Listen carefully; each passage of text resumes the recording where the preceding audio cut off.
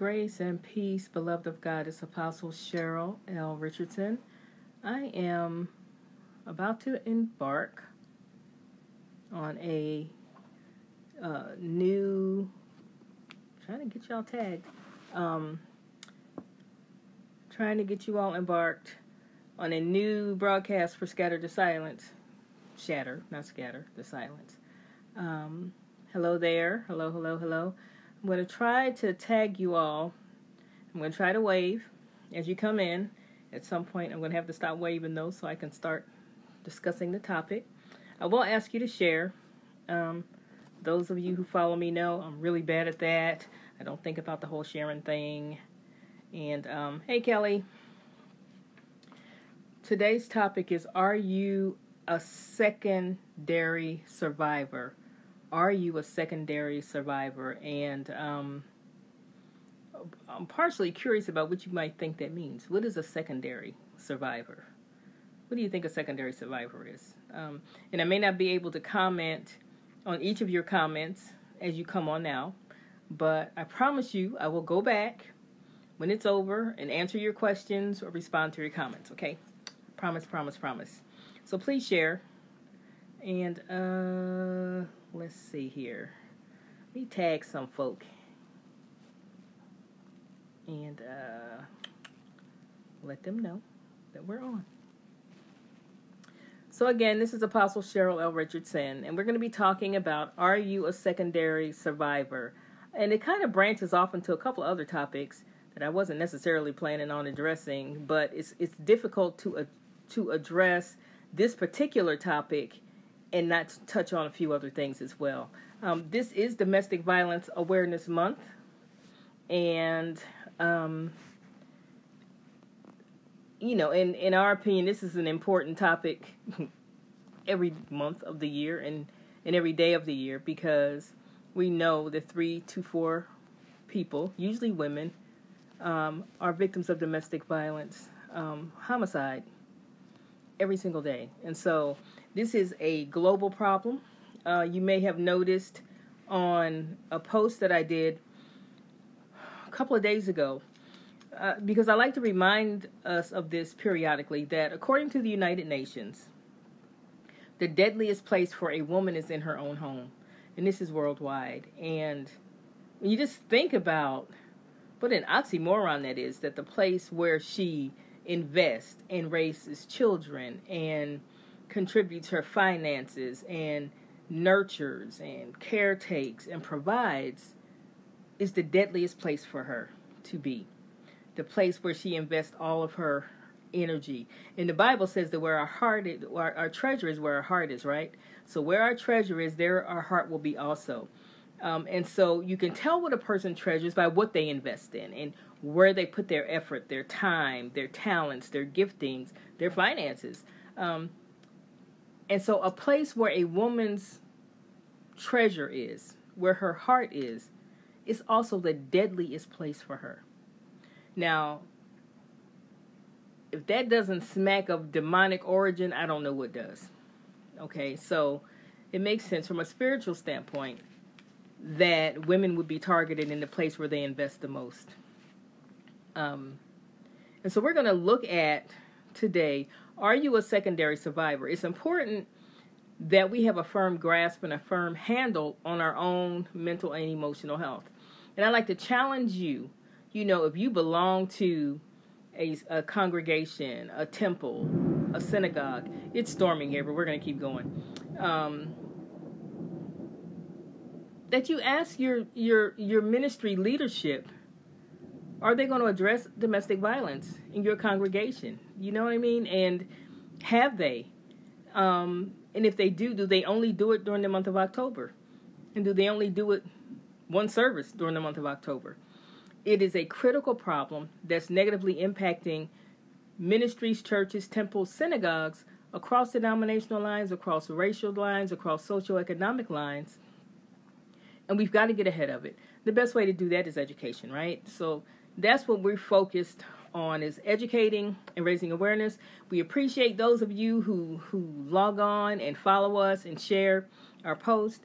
It is a critical way for you to help to raise awareness worldwide. And so that's one of the positive things about social media, is we're no longer limited to those just within our immediate circle. All right.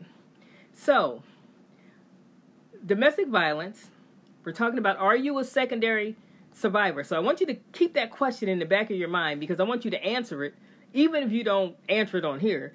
Answer it in your own mind, okay? Am I a secondary survivor? It's important that we know where we are in terms of our own mental health, our own emotional health, our own physical health.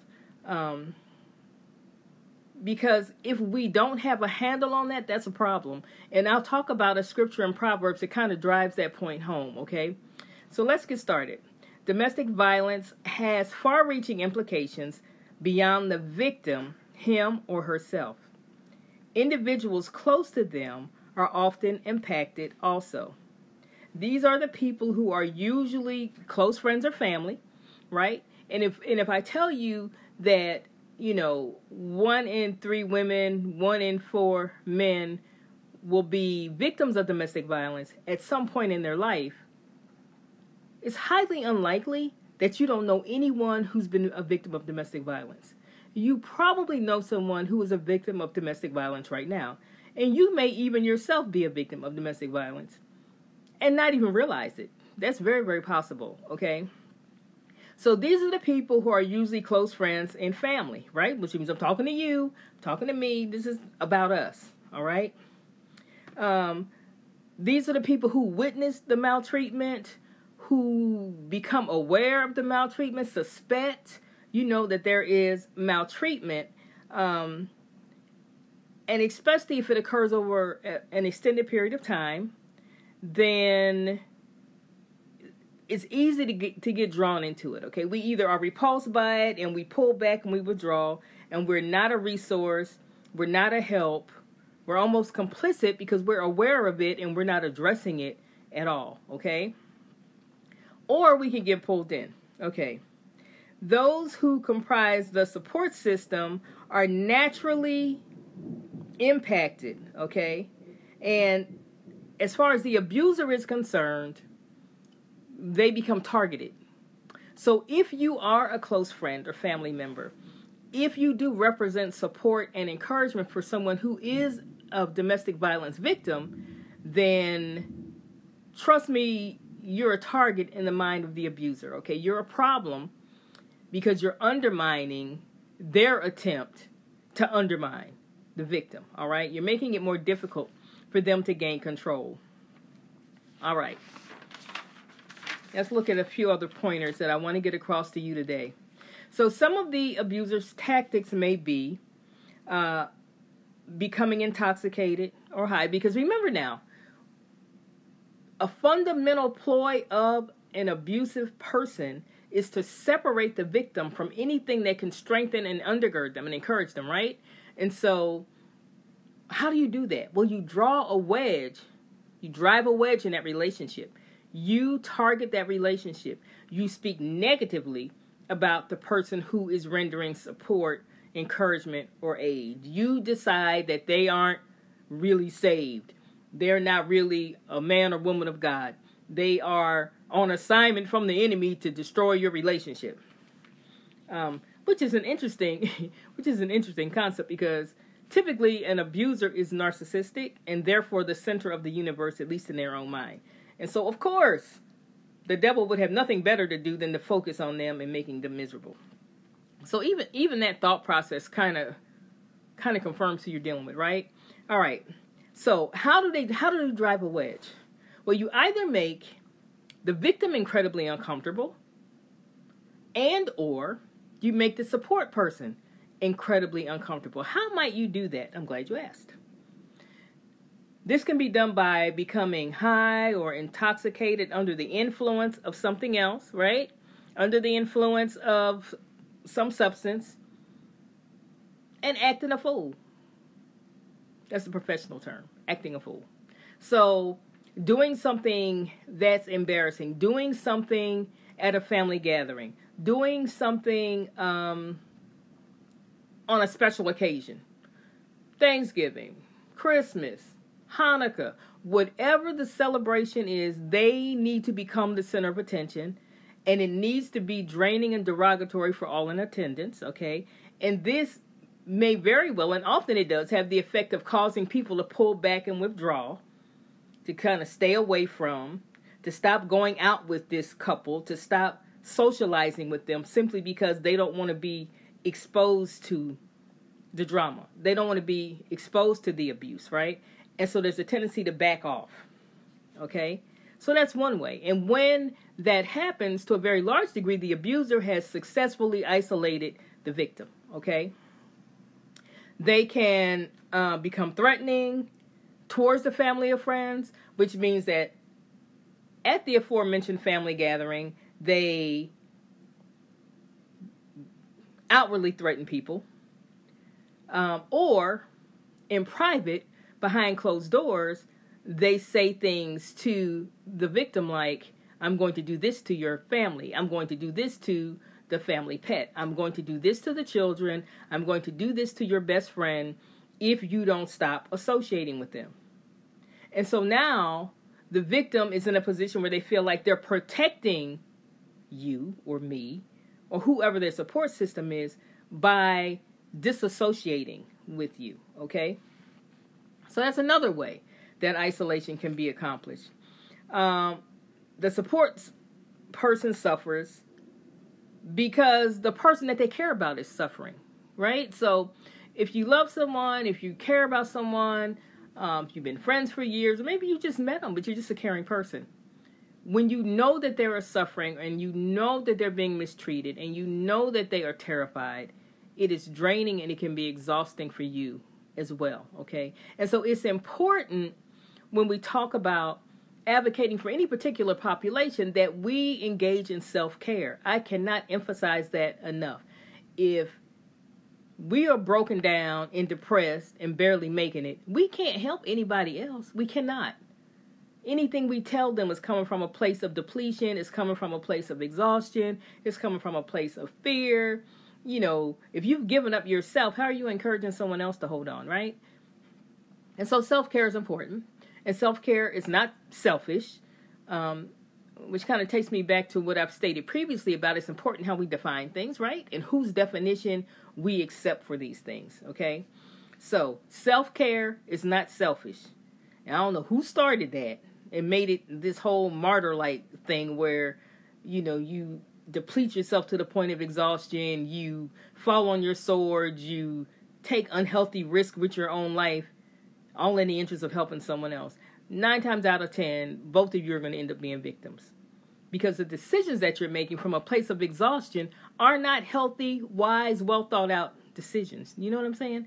And so, and there's also a selfishness kind of involved in that. On the surface, it looks like martyrdom. On the surface, it looks like, you know, I'm sacrificing all for my friend. But who are you really doing it for? Are you doing it so that you can say you did it?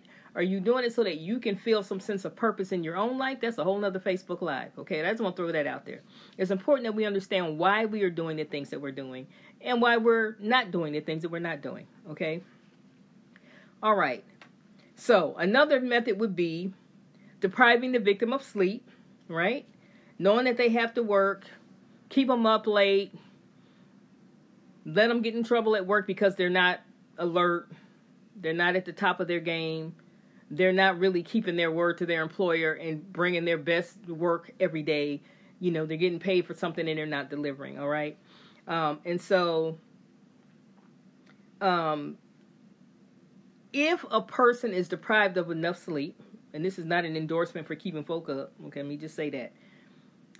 If a person is kept up long enough, right, and this is a tactic that's used in war and has been effective for years, you have to do anything to them. Just don't let them sleep. They will begin to hear voices. They may very well begin to hallucinate. They will no longer trust their own judgment. They become incredibly fragile, short-fused, irrational, simply because they haven't slept. Just because they haven't slept, okay? So that's another tactic. And so what happens is, you know, the abuser deprives the victim of sleep, and then they start to sound a little crazy. You know, when they try to explain what's going on, they don't sound believable. And if they're really into the whole gaslighting thing, then they'll start to share with family and friends that, I don't know what's wrong with her. I don't know what's wrong with him. They're not sleeping. They're acting a little crazy, short-tempered, imagining things. And so they start planting that seed that thereby erodes your support system if, in fact, you are displaying these behaviors because you haven't slept, okay? So that's another tactic that's used. The support relationship, I can never read my own handwriting. Hang on a second. Okay, so the support relationship itself becomes overwhelming. Maybe the victim's ready to leave,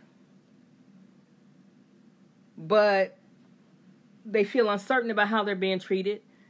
They're not sure in their own mind that they have justification, you know what I'm saying, to leave and to engage in self-care. So we're still talking about, are you a secondary survivor? A secondary survivor is someone who gets so pulled in that it's now depleting you, that it is exhausting you, that you are not sleeping properly, you are not eating properly. You have a short fuse. You may sound a little crazy when you're talking to people, okay? So a secondary survivor is someone that takes this on, and it's really about boundaries not being in place. And we're going to talk about why that's important.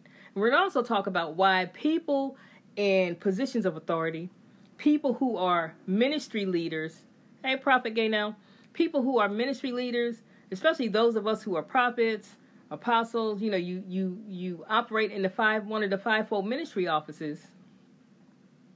There's a balance that we must seek all of the time, because you're especially sensitive spiritually. You are discerning and picking up things in the realm of the spirit. And if you don't seek God's wisdom regarding how to carry it, you can become a problem yourself and not a help at all. Okay, which kind of taints whatever advice, whatever guidance you provide is coming from this place of depletion, which is not good. Okay, and that's what happens when we try to minister out of woundedness rather than going through the process, getting off somewhere with just secluding yourself with the Lord and allowing Him to deal with you and to go through the process and to understand that a healing process takes time and there is no rushing it. It's a process that we must respect. And we must respect it because we've allowed ourselves to get into a position where healing was needed in the first place. All right. So whenever we are wounded, whenever we are hurt, our boundaries are jacked up. Okay. And this is something not that I learned in therapy school. Okay. Not something I learned when I got my doctorate, either one of my two masters. This is about something that the Lord taught me years ago that has helped me to maintain a sense of balance no matter what is happening. No matter what is happening. People think, well, you don't feel anything. I feel everything. I've learned how to balance it. I've learned how to carry it so that it's not carrying me, okay? When we allow what's going on around us to carry us, we are of no use, especially to the people that we love the most. We're useless because everything is out of balance. And any information, any support, any advice that we're offering, no matter how spiritual we may be feeling, is off because it's coming from the wrong place. It's not coming from a place that's been healed. It's coming from a place that is raw and needs to be healed, okay? And so those who are constantly counseling others, helping others, advising others, have a responsibility to make sure that you're doing that from a healthy place and not because you're running from your own fear. I had no intention of saying that. So somebody needed to hear that, okay? All right.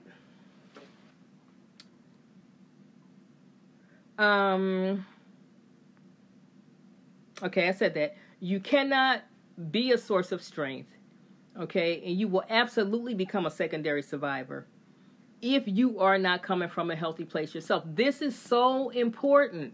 It's not about how well we sing. It's not about us praying down fire. God's going to honor His word. That has nothing to do. We've got to understand that has nothing to do with the condition of the heart and the soul and the spirit of the person that's coming through. God is going to honor his word. His scripture is the truth, no matter who's saying it, right? Doesn't matter. Doesn't matter if you just robbed the bank. If you stand on the corner, right, with the money bag in your hand and quote John 3:16, it's the truth anyhow. Despite the fact that you just robbed the bank. It's got nothing at all to do with us being good people or having fasted 40 days and 40. It has nothing to do with that. That's nothing to do with that. It's really about submission if we want to be effective in ministry. It's about submission. And that means submission when he's showing us where we need to be strengthened, okay? And so a lot of our lives, you'll notice, have you to self-examine. It calls for introspection, okay? It's real easy to identify a problem out there and say, okay, so that's the problem, and this is what you do to fix the problem. But where is that coming from when you are offering this advice to others? Are you healed yourself? Do you understand what you are responding to when you reach out to help others? Like, where is that coming from? What's the real reason for that, okay? Something else that I've learned, that we should not, and I practice this. I am a firm believer. I'm telling you, once you get a revelation, when the Lord gives you a revelation that applies to you specifically and personally in your heart, in your life, as you try to navigate this thing that we call life, if you truly grasp it, it will change your life going forward. It will change how you view what you've already experienced, okay? And so this is something that I've learned, and I tell this to people, and this is not from school, this is not a quote from anybody else. This is what God told me. Do not give away any more than you can afford to lose. Somebody please put that in the chat. Do not give away any more than you can afford to lose. This goes for emotionally. This goes for financially. This goes for spiritually, and any other way you can think of. If you release it, and if it is misunderstood, misrepresented, flat out lied about, unappreciated, balled up and thrown back in your face, trodden underfoot, and you can't take that, you should never have released it. You should never have released it. I'm telling you, if you can grasp this, it'll change your life. You should never have released it. And if you can accept responsibility for that, you don't have to be angry with the person who, trod it under their foot, who lied, who misrepresented, who threw it back in your face. Because they couldn't have done that if you had not released it to them in the first place. See how that works? Is it easy to do? No. But I'm telling you, once you start practicing, it gets easier and easier. And you get to a place where you can just be brutally honest with yourself about what you can afford to release. Okay? I will give anybody anything I have as long as them acting a nut not going to cause me to dishonor God. Okay? I need to be able to not dishonor him regardless of how whatever I just released is treated. If I can't do that, I should have kept it. I should have kept it. It's not even about them. It's about me. Thinking I'm big and bad. Thinking more highly of myself than I ought. Okay? If you can't afford to lose it altogether, don't release it. Don't release it. You'll salvage a friendship. You'll salvage a sibling relationship. You'll salvage a romantic relationship. Do not give away any more than you can afford to lose. That will change your life if you embrace it, okay? And we're still talking about, are you a secondary survivor? And so a secondary survivor is someone who gets so pulled in to what's going on with their friend or loved one, coworker, whoever it is, that they're not making rational decisions, that they're giving away more than they can afford to lose. They've not done their research. They've not done their homework. They don't fully understand, right, what the risk is involved in them getting involved in the first place. And so, therefore, they don't understand how involved they can safely be. It may not be that the person that's being abused needs to come to your house and sleep on your couch. It may not be that you need to confront the abuser face to face. If you're scared of getting into an argument or scared of physical aggression, that might not be something you need to do. Okay? But there's plenty of things that we can do no matter where our limitations are. We can share resources, right? We can share phone numbers. We can connect people with other people who are stronger in that area than we are. Okay? But there's no reason for complete and total uninvolvement. No excuse for that. Especially in the church. Especially in the church. Okay? Because we say we have a higher power, right? No matter what your faith is, you ascribe to a higher power. And so if your higher power is all that, then they'll be able to help you do something to help somebody else, right? But it's important that we know where our limits are and where our boundaries are, okay? So now, let's look at boundaries, because sometimes, oftentimes, especially in ministry, the boundaries are horrible. The boundaries are really bad, and because they're bad, we cannot be the help that we need to be to others. So now let's look at this. What are healthy boundaries? And what is a boundary? It's a limit or space between you and the other person.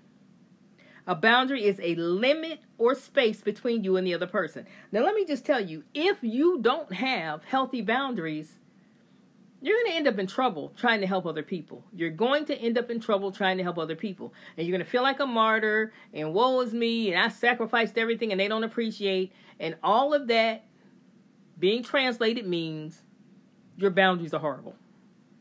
Boundaries are really bad, okay? Now, let's look at this. So it establishes where you begin and the other person ends. Healthy boundaries protect us emotionally. They protect us physically. They protect us in terms of our mental health. They identify what we hold ourselves responsible for and what we hold ourselves accountable for, okay? So it establishes where we begin and end and where the other person begins and ends. You don't get so enmeshed in another person that you become them. That's witchcrafty. Okay, that's not normal. That's not of God. All right. Poor boundaries are based on unrealistic expectations. They lead to burnout, resentment, and distress. So poor boundaries are based on unrealistic expectations. The expectation that because I take the time to minister to you, to provide you with resources, to take you maybe to a domestic violence shelter, to answer your call no matter when you call, if I can't handle the fact that you may very well go back to that critter, right? If I ignore the fact that the average woman leaves 7 times before she leaves for good, assuming she's not murdered sometime in between, if I don't do my due diligence, then I need to connect you to somebody else because I'm trying to get my needs met through you. If that's not healthy, it's not Christ-like, okay? It's not spiritual. It's undermining your own mental health. And it's a horrible boundary. It's a horrible boundary. So, if I'm counseling you about your situation and you decide you want to go back, and I fall out on the floor and I'm screaming and yelling and being upset and feeling offended, then at some point I disregarded a boundary of my own that I should not have. And I'm now holding you responsible for that. You have to understand what we're dealing with, right? If we're going to be healthy, you want to be reasonable in your expectations. Reasonably, what we can expect when we're talking about domestic violence is that there's going to be a lot of back and forth, back and forth, back and forth. There'll be times when you can talk to a victim and they can hear you and embrace what you're saying. And then there are going to be times when they're left alone with their thoughts and the abuser reaches out and they respond. And then here we go again, back on that hamster wheel, okay? And that goes with the turf. If you can't handle that, don't engage that way because it's exhausting. It's exhausting. And again, it's because our expectations are unreasonable. Okay, what do I mean when I say unreasonable expectation? I'm not talking about what we have a right to expect. I'm not talking about what we hope a person will do. I'm talking about what is a reasonable expectation. A reasonable expectation is that a person leaving an abusive situation is not going to leave, most likely, the very first time they get called out of their name or a red flag goes up. It's the nature of domestic violence. You get to a place where it's physical aggression or weapons are introduced, normally after a period of time in which the abuser is confident that they can cuss you out, talk about your mama, slap you around, and you're not leaving. So it escalates over time. Very rarely do they come out of the starting block with that. They don't. Because they're testing, guess what? What are they testing? Your boundaries.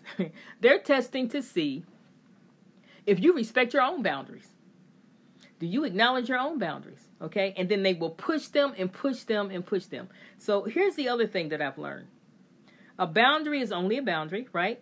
A standard is only, hey V, a standard is only a standard if it's not changing all the time. If it changes under pressure, it was never truly a standard. You lied to yourself, because if it was truly a standard, you would have adhered to it. If it had been made and set accurately based on what you were truly willing to experience, then it would not have changed, okay? And so a boundary is only a boundary if it doesn't change. Now, it's important to understand that even those of us who are involved in ministry or involved in the helping professions, we've got to have boundaries too. So you've got boundaries that govern professions, okay, that are usually based in ethics. There are certain kinds of relationships that are completely inappropriate. A therapist should never have a relationship with a patient. Some will go so far as to say you should never have a relationship with someone who's ever been a patient, because there's an imbalance of power that's automatically built into that situation, right? For someone in a leadership position in ministry to begin to become involved in someone that's within their ministry and subordinate to them is not a good idea. Somebody need to go to a different church, okay? Because the boundaries get all blurred and it brings reproach upon the ministry. It just does, okay? And so how committed are you to the relationship? Are you willing to go fellowship at the church up the street so as not to bring a blemish on the church? Or are you willing to just ignore that boundary and just do whatever you feel like doing? Okay, so these are things that we need to consider when we want to extend ourselves and try to help others, okay?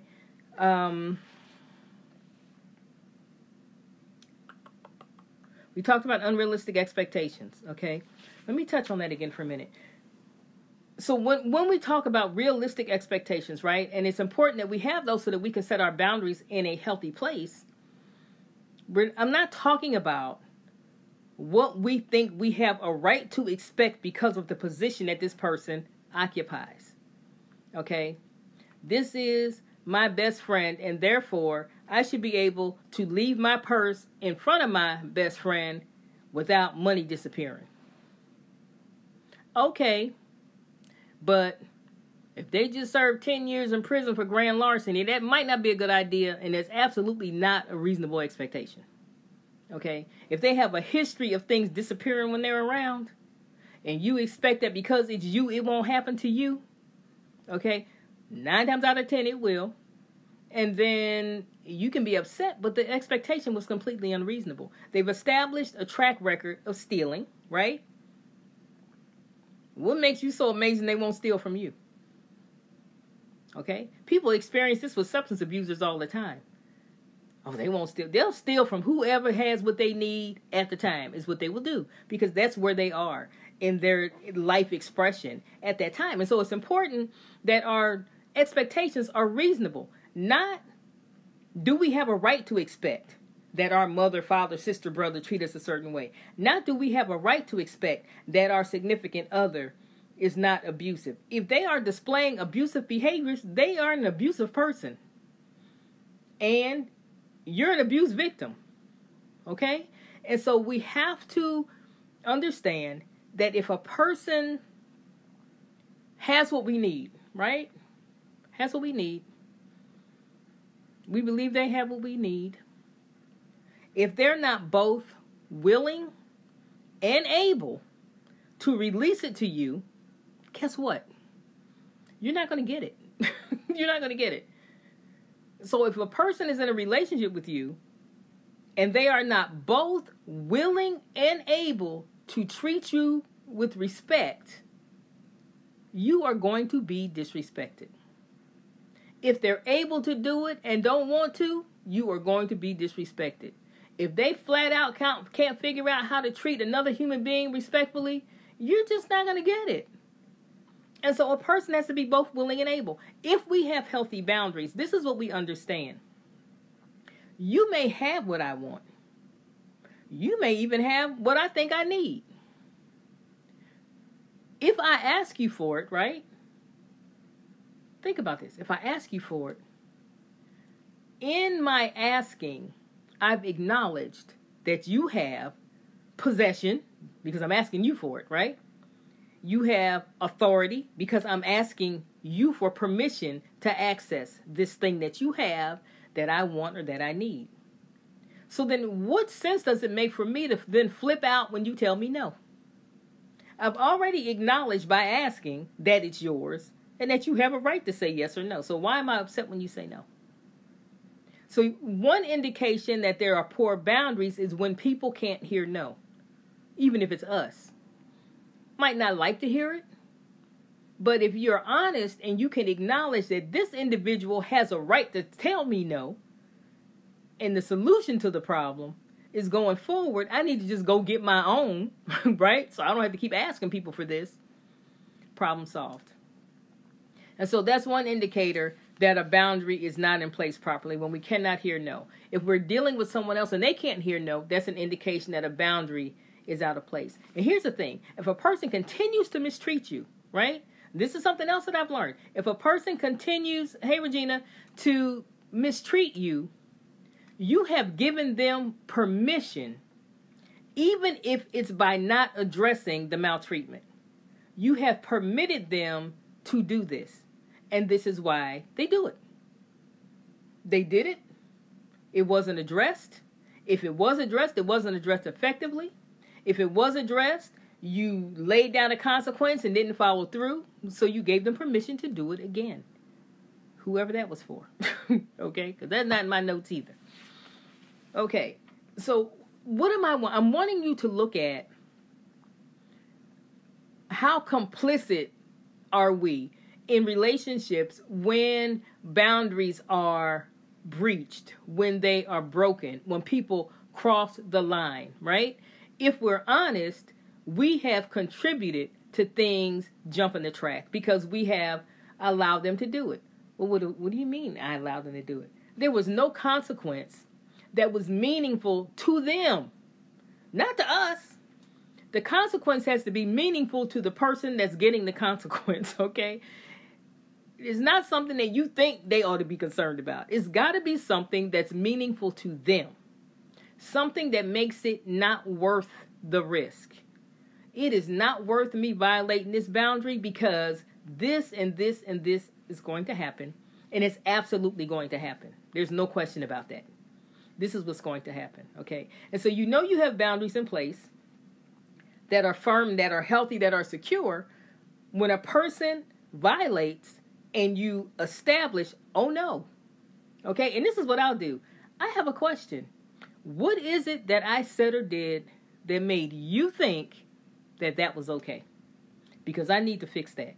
Okay, so it's important too that we accept responsibility, right, for not having boundaries in place in the first place, as opposed to just saying, well, you know, you did this, that, and the other to me. Well, why did they think they could get away with that? How are you conducting yourself that they think that they can? Or maybe you're conducting yourself in such a way that it should be clear that they cannot, and they just like a challenge. Well, he or she presents like I can't do this, okay? They present like I can't cuss them out and come back and get a loan the next day. But I'm going to see if they mean it. I'm going to cuss them out real good, and then I'm going to have a crisis in about 2 days, and I'm going to see if I can get some money from them. Okay? The moment you release that money to them, post, cuss out, okay, without holding them accountable, you've just made a declaration that you can cuss me out and get whatever I have all at the same time.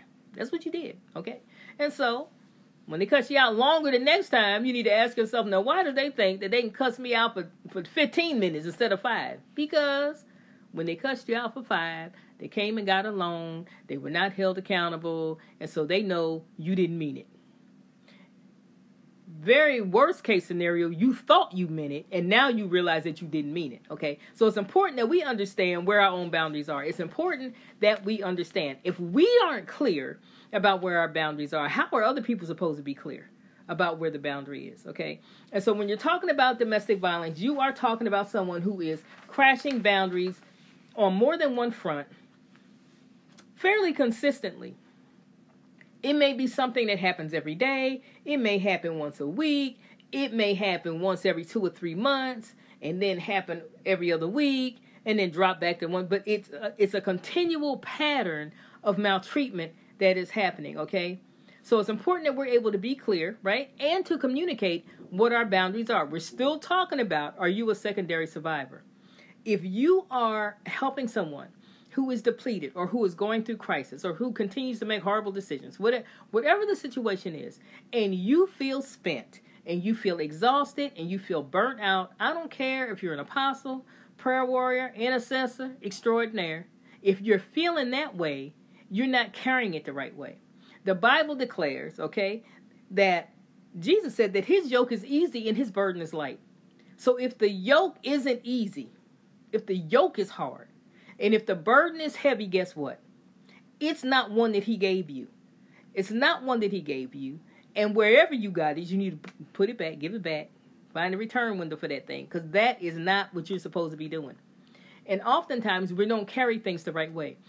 Because, God can give someone to you. He can assign someone to your life for you to minister to. But if you become God to them, you are taking on more than he ever intended for you to take on. And so this is how we become secondary survivors.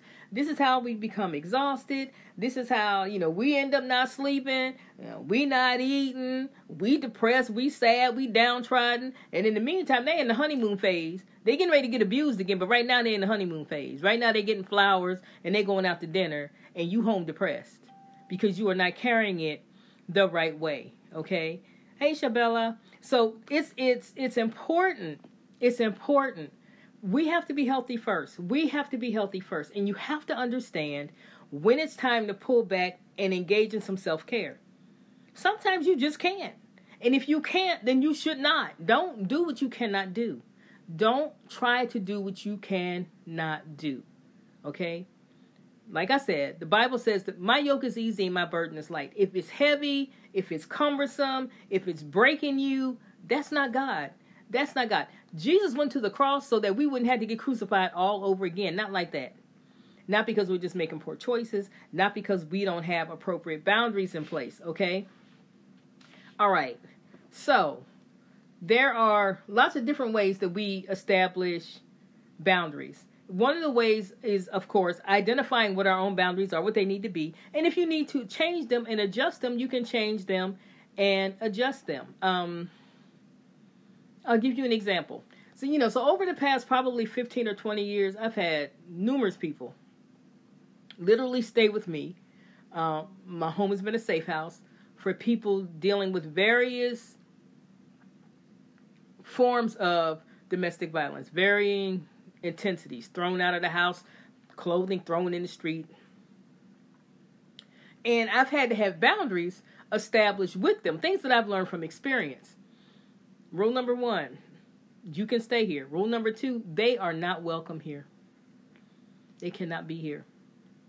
There are no circumstances under which it is okay for me to have them here. Now, I'm not trying to tell you stay away. I'm not trying to tell you to go back. What I am telling you is they can't come here.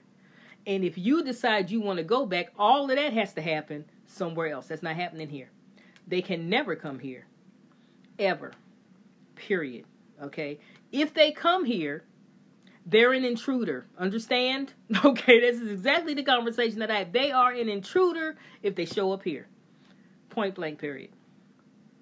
If you feel like you need to go back, just tell, hey, I feel like I just love them so much and I just need to be, it's part of the process. Then that's fine. I'm not guaranteeing you that you cycling back through here 5 or 6 times. Because every time that happens, I'm being exposed to danger as well. When you are really ready to do something about this, you let me know and we will figure out how we can best help you. But you have to have boundaries in place, because if you don't, then the sickness that has overtaken the victim will overtake you as well. The sickness that has overtaken the victim will overtake you as well. It will permeate your entire life, okay? If you don't have boundaries in place. If you don't have boundaries in place. If you know someone has a sexually transmitted disease, right? And they refuse to get treatment, what kind of death wish do you have if you're going to continue to have an intimate relationship with them? Should you not put some boundaries in place? Should you not protect your own life, right?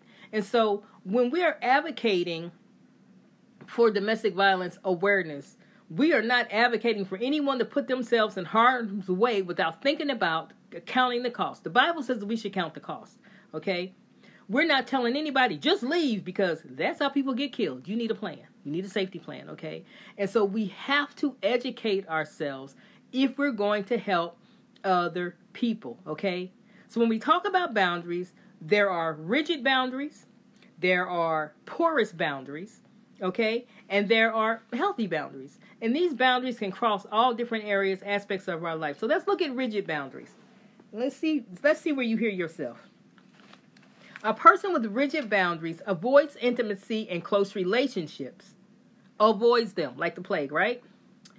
They are unlikely to ask for help. Okay, some of us think that's a good thing.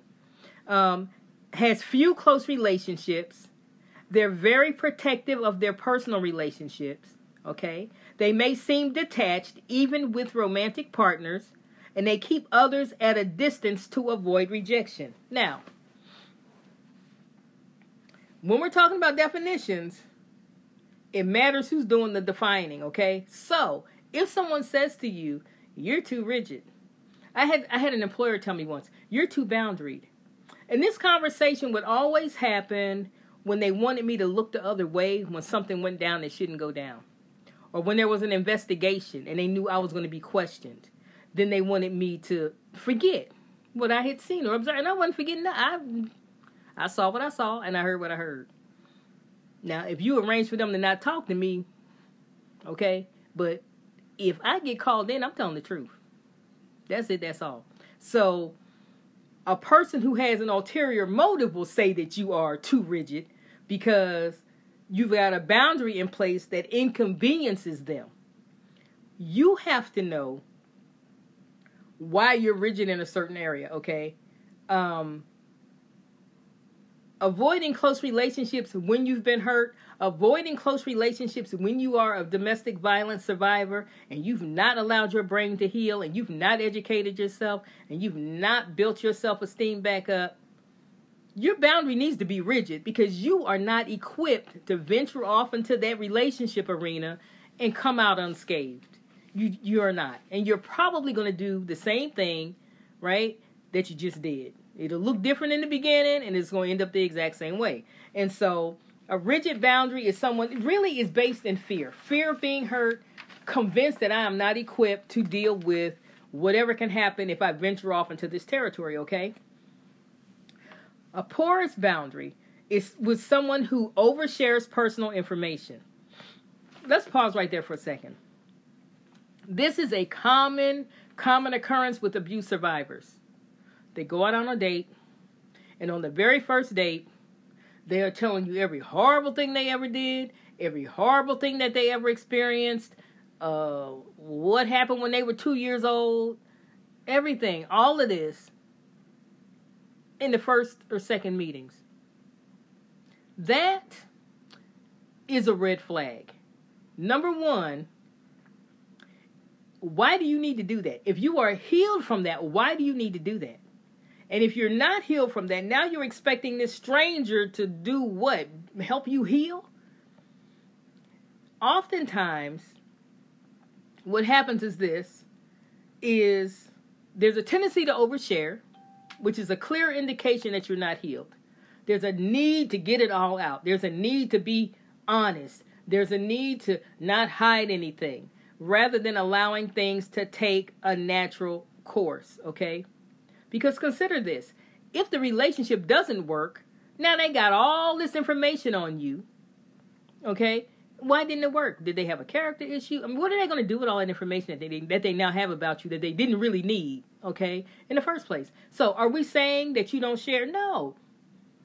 But it doesn't do you any good to say to a person, you know what? I just came out of an abusive relationship and he beat me up 2 or 3 times a week and he cursed me out and I just can't take it anymore and I won't tolerate it anymore and I da-da-da-da-da. Well, if they're a decent human being and they don't have abusive tendencies, you weren't going to experience that with them anyway. So telling them that impacted nothing, right? If they are an abusive person, they may very well say something like, oh my goodness, what was wrong with him or her? How could they treat you? You're so amazing. You are the most wonderful person I've ever met in my entire life. And then they proceed to do much worse. They already know that you'll tolerate it because you just told them that you did. They also know that you're not healed because you just told them all about it on the second date. You understand what I'm saying?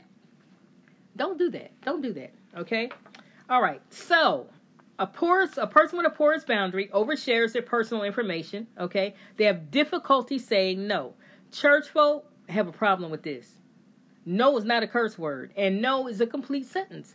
No does not require a come to Jesus meeting or a summit meeting, okay, or a lengthy discussion about why it's no. It's no because I have a boundary in place that makes no necessary, and your response to my no is going to let me know if you respect my boundaries or not. Okay?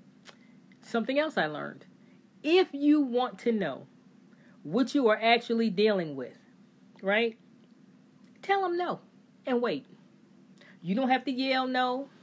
You don't have to encase it in a bunch of cuss words. Just tell them no, I'm not able to do that. Can they respect no?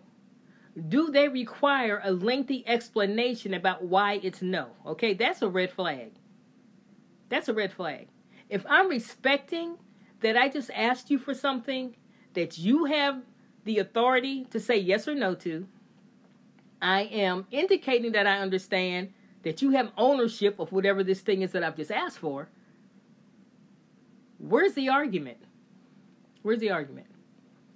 Okay, so that's another red flag. That is another red flag. Shabella, I saw that you said something. I'm going to go back when we're done. Hey, Dr. Jen, and respond to all comments. I promise. Okay? All right. So, a person with porous boundaries also, they're over-involved with the problems of others. Over-involved with the problems of others. When you have balance, even when you're an advocate, you're not walking around like a heat-seeking missile, okay? God will send the people to you that He wants you to help. They'll come to you. They'll figure it out. They'll come to you. Somehow your paths will cross. You don't have to stand on the corner with a sign saying, are you a victim of XYZ? Come see me. You don't have to do that. The question becomes, if you are doing that, why do you need to do that? Why do you need to do that? What is that really about, okay? It's not really about advocacy. It's about avoiding something in our own lives when we do that, okay? So being over and involved with others' problems, okay? Being more committed to solving the problem than they are. You meet someone who's going through an abuse situation. They say they're not ready to leave. You go rent an apartment. You go find them a job. They said they weren't ready to leave. It's a boundary that they have established. They're not going to function beyond it. It doesn't matter what you give them because they're not committed to doing it yet. And so when we try to force people to do what they're not ready to do, now we're disrespecting their boundary. You understand what I'm saying? We're thinking for them. We're living vicariously through them. And that is incredibly unhealthy. It's incredibly unhealthy. So the question remains, are you a secondary survivor? Okay? Are you being traumatized by their decisions? Okay? They are, they depend heavily on the opinions of others. If they have porous boundaries, a person that has porous boundaries depends on what other people think. They are driven by being accepted by others. They're not comfortable making a decision, even if it means standing alone, okay? They are accepting of abuse and disrespect. So a person who is in an abusive situation clearly has porous boundaries. Clearly, okay? They fear rejection if they don't please others. And underlying that is that if I have this great fear, right, of saying no because I don't want you to be displeased with me, what I'm really saying is I am convinced that I don't have the wherewithal to be okay if you're upset with me. I am convinced that I don't have the intestinal fortitude, I don't have the resilience, I don't have the skill sets, I don't have the coping skills to be okay when the dust settles. Doesn't mean that I'm going to love that you told me no. Doesn't mean that I'm going to love that I don't have your approval. But I can be okay with it. The world is not going to stop rotating on its axis, right? I will live to see another day. We don't agree on something, and that's fine. That's fine. That just means that we each have boundaries that were not compatible under those circumstances, okay? Now, with healthy boundaries, you value your own opinion. And I'm not talking about arrogance, but you understand that you've been through life, you've experienced some things, and there are some things that you just know. You just know it, and other people don't have to agree with you, but you know what you know, right? And so that's it. And you're okay with living that out, and you're okay if they don't choose to live it out with you. It's not really that serious, right? So if you have healthy boundaries and you value your own opinion, you don't compromise your values for others. Now, let me say this. As deep and mystical as that sounds, when you truly decide that you're not going to compromise your values, okay, your core beliefs, it's going to cost you something. Because you're effectively saying no to something, some system, some spirit, some ideology you're saying no to. And it's the prevailing thought process wherever you are. And they don't want to hear no. So I say tell them no and wait, because then you'll know what you're dealing with. Then you have a decision to make about what your core values are. It can absolutely cost you something to stick to what you truly believe. So how serious are you about what you say you believe? Okay, that's a personal question, and that's something that we each have to answer. I've been in circumstances where I've paid dearly for assuming a certain position. And you know what? Looking back, I would not change a thing. I'd pay it all over again. Because I can look at myself in the mirror without wanting to puke, right? I can know that I did not dishonor God. And I can know that I did not hurt another human being because I was being pressured to do so by some system who could care less about humans, even though they advertise that they do. Okay? And so I am grateful to God for all that I've experienced in my life that brought me to a place where I can look you dead in your eye and say, I'm not doing that. Like, I don't even want you to think I'm thinking about it. I'm not going to say, well, you know, let me pray. There are a couple of things I don't have to pray about. No, it's not happening. No prayer required. Okay? Been there, done that. I already know what my value system is concerning certain things. I'm not doing them. I don't care what you say. I don't care what you threaten to do. It matters not. My snake, as they say in the Old Testament, will eat your snake. Okay? I believe God. And I trust that if I do what's right, there's nothing you can do to me that He doesn't permit. And if He permits it, all is well. All is well. Okay? So that's where we are today. Have we always been there? No. But it's an amazing place to walk today. It's an amazing place to walk today. Okay? Now, we're talking about healthy boundaries. You value your own opinion. You don't compromise your values for others. You share personal information appropriately. Okay? You don't overshare. You don't mislead people by undersharing. but you understand what appropriate sharing is, okay? I may share something with one of you on here that I'm not going to share with a 5-year-old. That will be completely inappropriate. That I may not share with a client. So relationship oftentimes determines what an appropriate boundary is, okay? Relationship, setting, the balance of power in the situation has a lot to do with determining what's appropriate in terms of where boundaries are established, okay? A person with healthy boundaries knows that their personal wants and needs, and they're able to communicate it. You're able to communicate it, okay? So, you go back 30 or 40 years, I might get aggravated with you if you did something that I thought was rude or obnoxious or uncouth, as my mother used to say.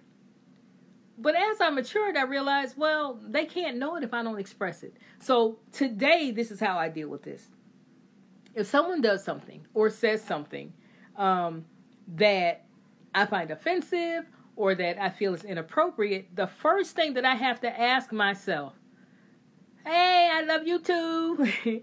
The first thing that I have to ask myself is, did I ever express to them that that was not okay? Because if I didn't say that to you, then that's my fault, right? Then I didn't communicate that with you. Now I'm expecting you to read my mind, okay? And that's not a reasonable expectation. Remember, we talked about that. So the first thing I've learned to ask myself is, have I made it clear that that was not okay? Some things you only know when people try it and you tell them, no, don't do that again. Now, let's say you do something that's offensive or hurtful or demeaning or just uncouth, right? And I say to you, that's not going to work for me. That's a deal breaker for me. Okay? That's not enough. I need to be able to say to you, this is a deal breaker, and this is why, and this is how I will respond to this going forward, okay? Because if you don't, then there's no consequence for them engaging in that behavior again. If they mean well, chances are they won't do it again. Or if they do, they'll be genuinely apologetic, and then it'll stop, okay?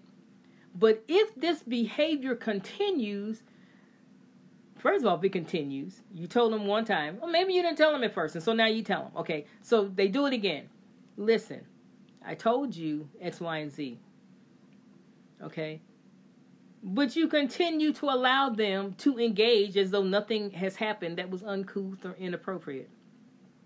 What you've just said is, don't listen to anything that I'm saying. Hey, OC, hey, Apostle Stephanie, don't listen to anything I'm telling you because I'm not going to stick to it anyway. I'm going to tell you if you do X, Y, and Z, this is going to happen. But nothing's going to happen for real. And once you figure that out, you're going to keep doing it. Okay, now we're going to have a bigger problem down the road. Okay, so this is what I've learned to do. When I observe a behavior, I will say, if you listen to me, I'm telling you what not to do. I'm letting you know what not to do. Listen, what's a good example? I cannot deal with someone saying that they're going to do something and not finishing. Works my nerves. I can't do it. Works my nerves so bad that I will distance myself from you because you are wasting time out of my life that I'm not going to get back. That's exactly what I have said to people. If they mess around and do it again, I disappear. I'm not arguing with you. We're not having a come to Jesus meeting. We're not praying about it. I have established what the boundary is. I accepted responsibility for not making it clear in the first place, but I meant it. And I said that if you violate this boundary, I cannot have people that close to me that do that. We can be friends, we can be acquaintances. You can be out there on the periphery, but I can't have you in my inner circle not finishing things. That is the complete antithesis of who I am. That undermines my purpose. It messes with my destiny, and I don't play with those, okay? So I'm not going to argue with you, and we're not going to talk about it again. I'm going to reposition you, and we're going to go on from there. That's what I've learned. I'm telling you, I'm trying to help you to hold on to your peace. You have to argue with people. When they disrespect your boundary, it's because you didn't enforce it strongly enough. They took you for a joke because you didn't do whatever you said you were going to do, or you didn't let them know that there was a consequence for violating it in the first place. Okay? Now, let's talk about domestic violence. You slap me in my face. We are not going to have a conversation about please don't slap me. I'm done right then. for a couple of reasons. Number one, I've not always been saved. Okay, so ain't no point in tempting my natural nature. There ain't no point in tempting that, playing with that. Okay, you have to know your own weaknesses. Okay, don't keep yourself in a position where your old nature is gonna rise to the top and you end up wearing an orange jumpsuit when all you had to do was disengage at the first indication of a problem, right? So sometimes we don't have set boundaries in place, and then we want to hold people responsible for violating a boundary that was non-existent, or it was so porous that they didn't feel like they had to adhere to it in the first place, okay? And so it's important that we know where we began and where the other person's end. Now, if you have healthy boundaries, and we're still talking about, are you a secondary survivor? If we have healthy boundaries, you can tell someone no without over-explaining. No is a complete sentence. No. Okay? No, I can't have a conversation with you about why, because I'm just not in a place where I can do that at this time. I just have no desire to do that. It has to be no. If they can't accept that, that's a problem. That's a problem, okay? But the flip side of that is we ought to be able to hear no too. We ought to be able to hear no. Somebody should be able to tell you no without you losing your mind. Somebody should be able to tell you no without you calling a prayer meeting. Okay? You asked them for something. You asked for access to something that belonged to them, that they had the authority to say yes or no to. You need to be able to accept no, even if you feel like they are dead wrong for saying no.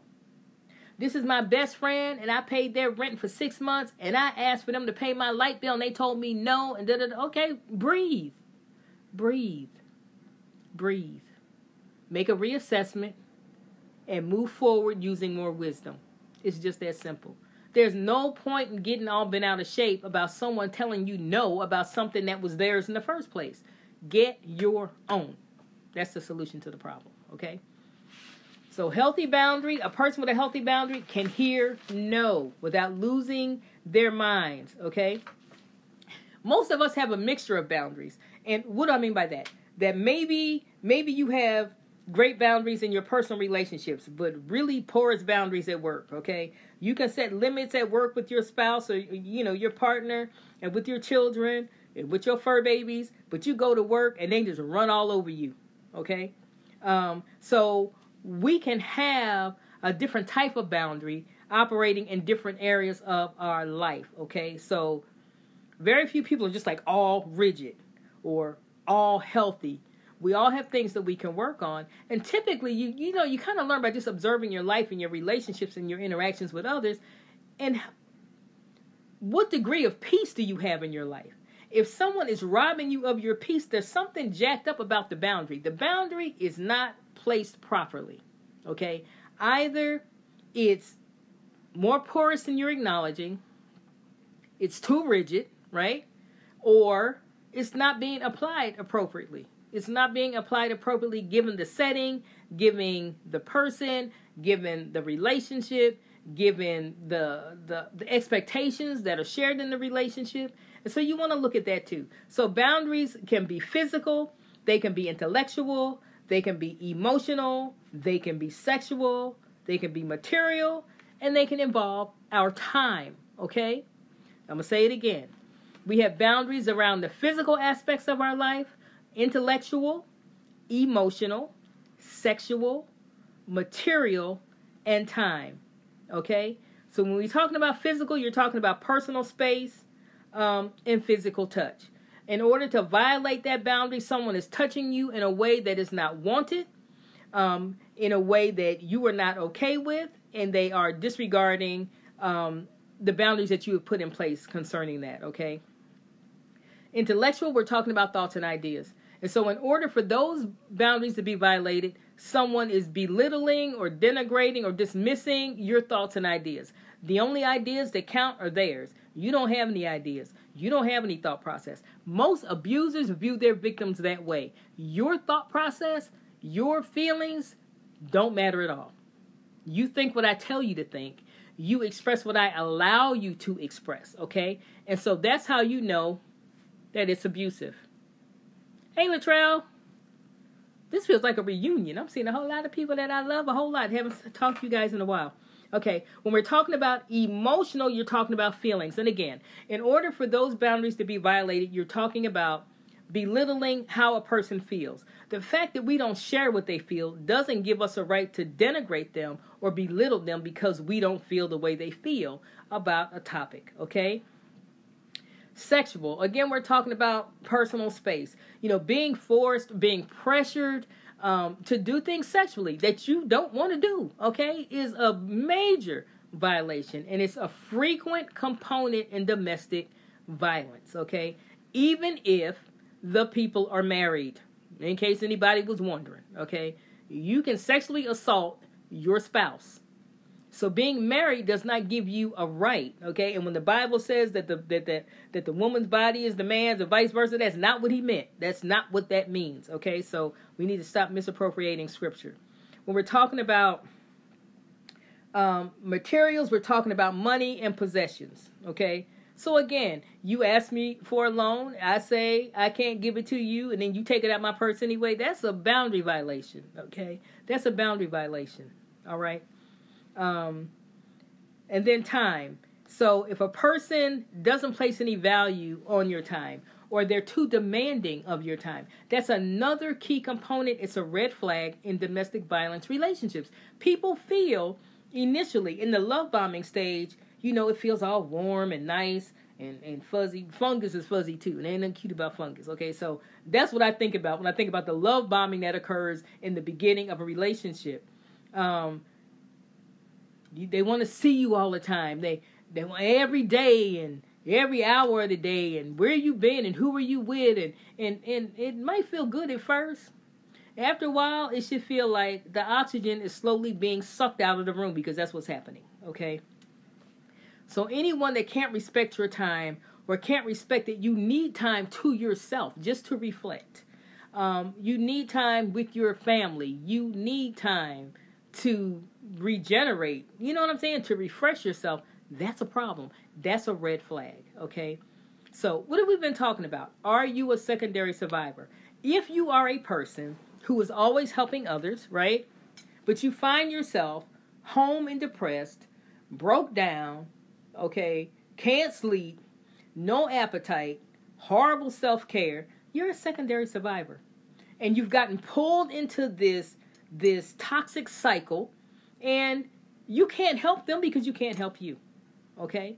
You know how when you're on a plane, they tell you, if the cabin pressure drops, the mask is going to drop from the ceiling, right? The mask is going to drop from the ceiling of the plane. And what do they tell you? Even if you're traveling with a small child, put your mask on first. Because if you die, you can't help them. If you die, they're a goner. So if you're in the helping professions, and I know I've got several people on here that are in healthcare because we have worked together. You're doctors, psychiatrists, ministers, apostles. It is okay to take a break. It is okay to back up and engage in some self-care, okay? And then as you learn to perfect it, you will take better care of yourself, thereby needing to take breaks less frequently, okay? Less frequently. That way you can be more responsive. You can think with a clear head. You can make sound decisions. We need to be careful not to overcommit, okay? Don't tell people they can come stay at your house and your husband is not feeling that. Don't do that. No, don't do that. If they say that they can't come, then you got to figure out something else. You don't bring somebody in the house anyway. That is a nightmare, looking for a place to happen, okay? And so we want to be realistic about what it is we are able to do to help people, because if we cause them to rely on us and then we are unable to follow through, we have effectively damaged them further. Right? And so it's important that we not do that. Are you a secondary survivor? And if you are, this is my therapist hat going on now. Why are you doing that? What is it about? Because it's not about the people that you're helping. It's not about them. Somehow, it's about you. Somehow, it's about you needing to have an S on your chest, needing to be viewed as Wonder Woman or Superman, as opposed to a human being who also has needs, and who has strengths, and who has challenges that they have to confront in everyday life, right? And so none of us are strong in every single area. There are days when if I can't, I won't. Okay? I'm just like, if I can't, I don't. I can't. If I can't do it, I don't. Okay? And God is all knowing. So if you need me and I can't, He's going to tell me where to refer you so you can get what you need. But you're getting what you need should not depend on me, depleted, trying to be Wonder Woman. Today, if I need to say no, it's no. With all due respect, I cannot. No, I'm not thinking about it. I can't do it. Okay, I'm not thinking about that. I cannot do. I've been around this mountain before. That I know I cannot do. Okay, so we have to know where our limitations are, and understand that everybody has them. And it's okay. It's okay. It's okay. And especially ministry leaders. It's okay. It really is. But you know why? Because we're not God.